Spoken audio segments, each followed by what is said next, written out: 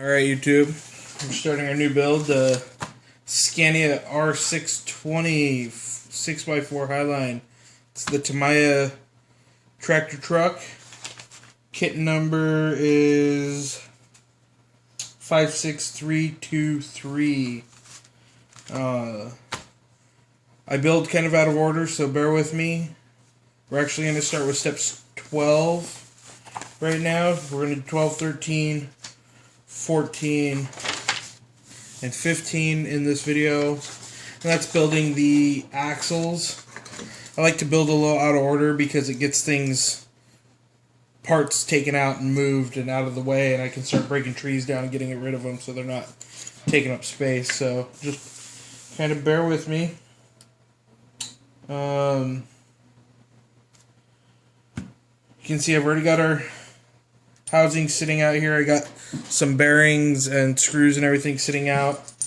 So what we're going to do is I'm going to show you how to build one of these, and then I'll pause it, build the other one, and then I'll show you how to assemble it into the axle, pause it, build the other one, and show you the finished product when we're all done. So to start with, what we're going to need is we're going to need our top piece here.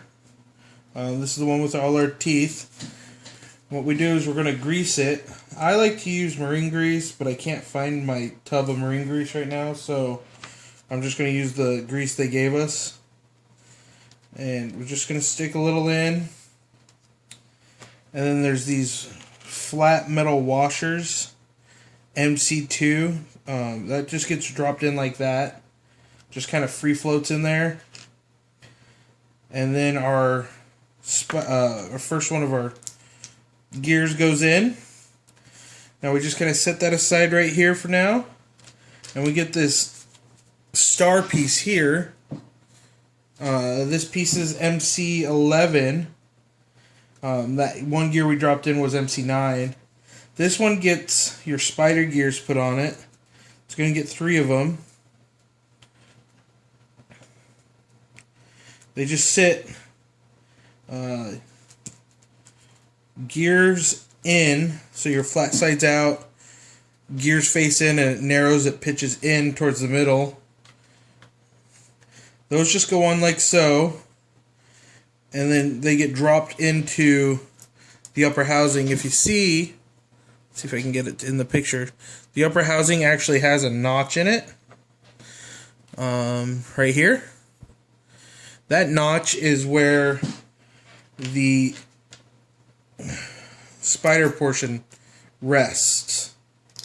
So they line up into the notch and lock in place. So once you got that done, go ahead and put a little grease in between each one.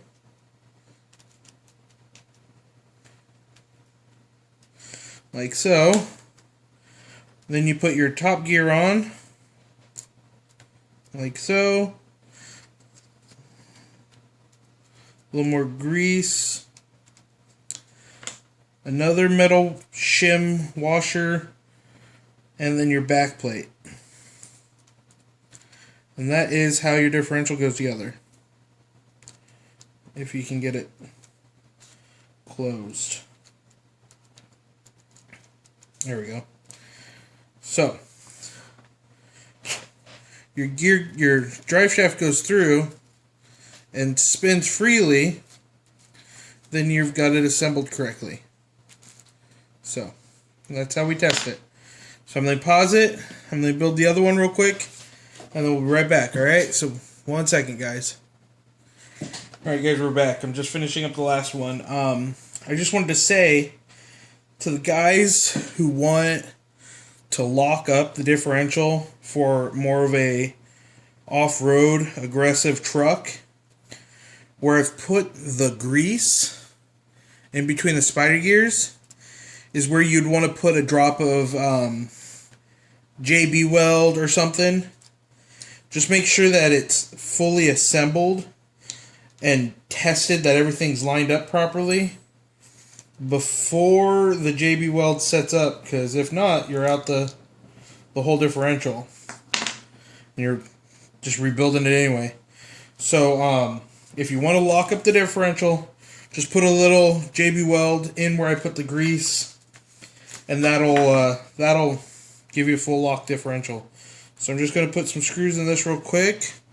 The screws that go in are out of the bag B. They're BB3. They're just this itty bitty tiny 2x5 cap head screw.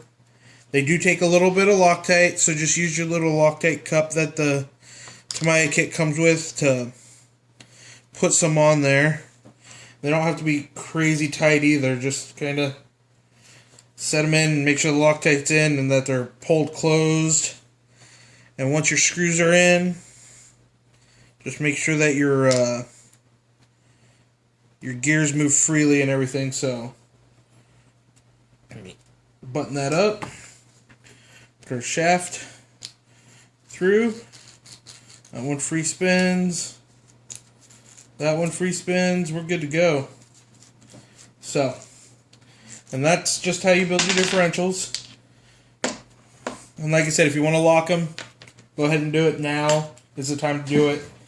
So once we've got our differentials built, these are our axle shafts. They get an E-clip. E-clip comes out of bag BB, and it's part number 7. It's just a 14 mil E-clip.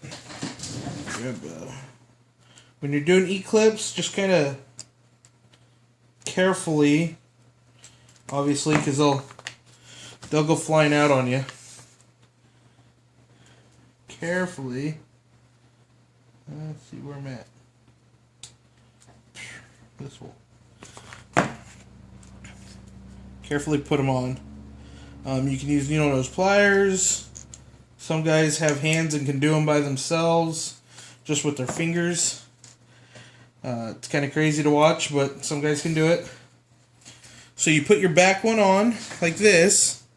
This is where your bearings come in. You take 2 bearings and drop them on before you put your top E-clip on, which I just had and it set down and lost. So once your 2 bearings are on, just do your top E-clip.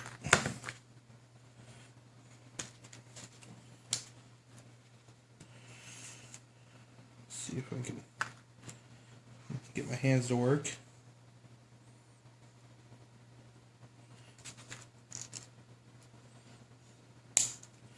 Alright, so you'll look like that. Build this one real quick. 2 bearings on. And another E-clip at the top. That's just to hold everything together. That one just fell on the floor. We'll grab a different one. Like I said, they'll go flying off on you. I have a hardwood floor in my room, so I can find them easily. So that's how you got it. Once you have your 2 of them built, we're going to go ahead and build our first housing. Take your pinion right here, put on a bearing that drops through this hole in your housing.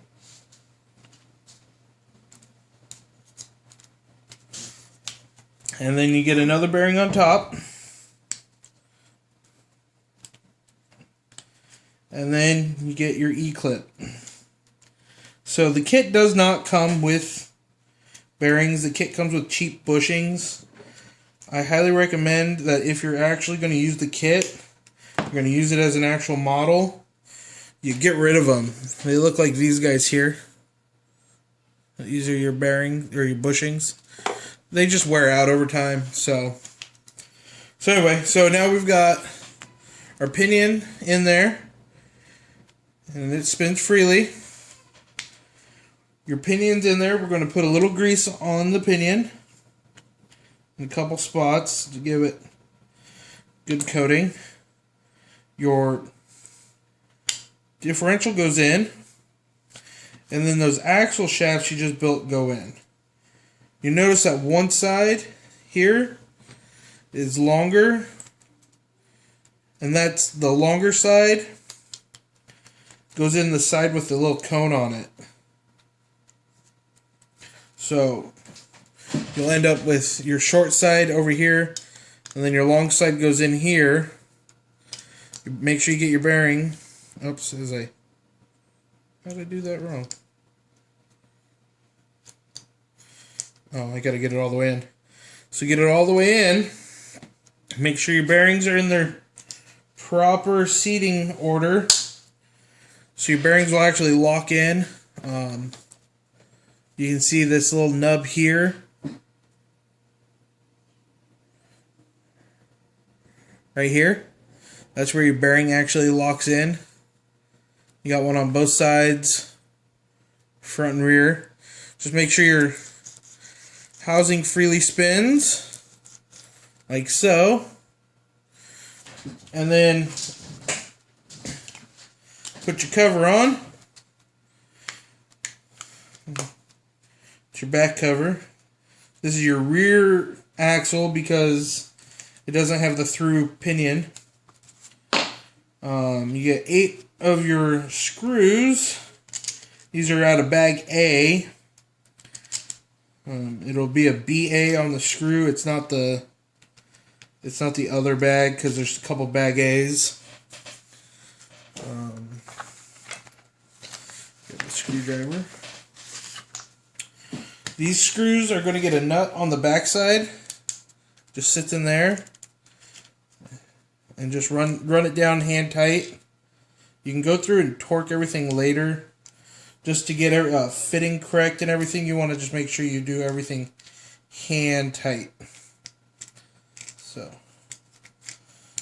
because you don't want to put one in, torque it down, and just to find out that you can't get the other one in while that one's torqued down, and you're just backtracking a bunch. So,